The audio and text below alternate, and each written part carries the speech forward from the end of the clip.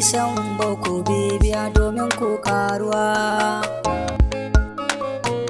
Barkanmu da saduwa a daidai wannan lokaci. Ina mana fatan alkhairi. To, muna cikin wani yanayi na rayuwa. Ba wani abu bane kuwa sai rayuwar da aka samu kanmu a ciki na COVID-19 wanda ya canja duniya gabaki ɗaya. Ya canja yadda duniya take ta canja yadda rayuwar duniya take da yadda kallon da duniya take yi wa ita kanta. I don't know in kun fahimci abin da nake nufi a nan. Ta canja politics ɗin duniya, ta canja economy ɗin duniya, ta canja mu'amala, ta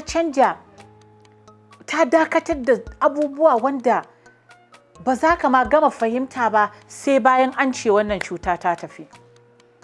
A yau za mu duba irin illan da ta yi a cikin al'umma, wato daga gida yadda mace wannan abin ya illanta mata rayuwanta.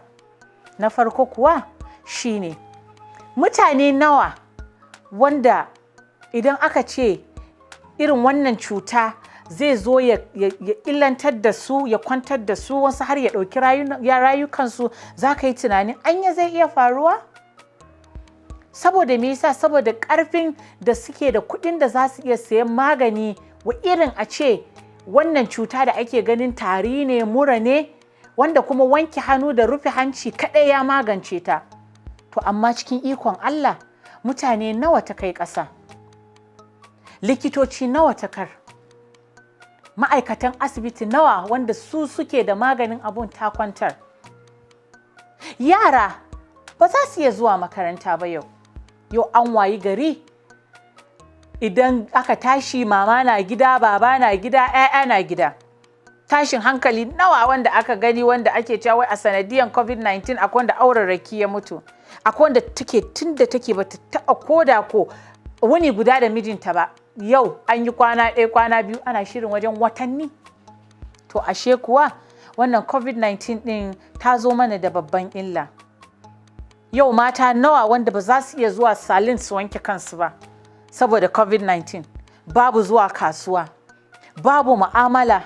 Yanda mu 'yan arewa muke son cuɗanya, muke son biki, a je owambe, a yi kiɗa, a yi rawa. Yau ya kasance duk babu. Masallatanmu ba za su iya zuwa a yi sallah ba. Coci ba za a iya zuwa a yi ibada ba.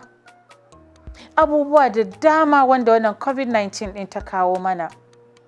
Amma kuma ta wani yanayi idan ka duba ya ƙara dangantaka. Idan miji dama bai zama wuni guda tare da iyalansa, yau an yi watanni ana tare.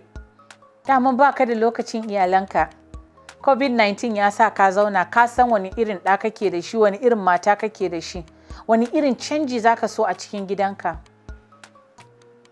Wani mummunan abu da na ji wanda nake gama ya tayar min da hankali shine a faɗa da ake cewa kusan miliyan 39 za su rasa ayyukansu a dalilin COVID-19. To ashe kuwa ya kamata mu san akan cewa we need to learn wasu skills a rayuwarmu. Ba lallai sai aikin gwamnatin nan ba. Mu tashi mu duba irin gudunmuwa da za mu iya ba wa kanmu. Mu yi research, mu yi online classes da zai ƙara mana skills ɗinmu. Mu koyi handcrafts da hannayenmu wanda zai taimake mu. Mu dudduba ko wasu irin yanayi bayan wannan abun zai kawo, kamar yadda na ce zai canja duniya ce gabaki ɗaya. To ashe kuwa in har Allah ya sa kina ciki, ina ciki, kowa na ciki, wannan COVID-19 ɗin zai tafi bai tafi da mu ba, ashe kuwa ya kamata mu zauna mu shirya mata. Mu duba irin taimako da za mu yi wa kanmu a daidai wannan lokaci. Idan damar rashin lokaci ne ya hana ki nemi ki koyi wasu skills, ina ga dama ya same ki yi shi.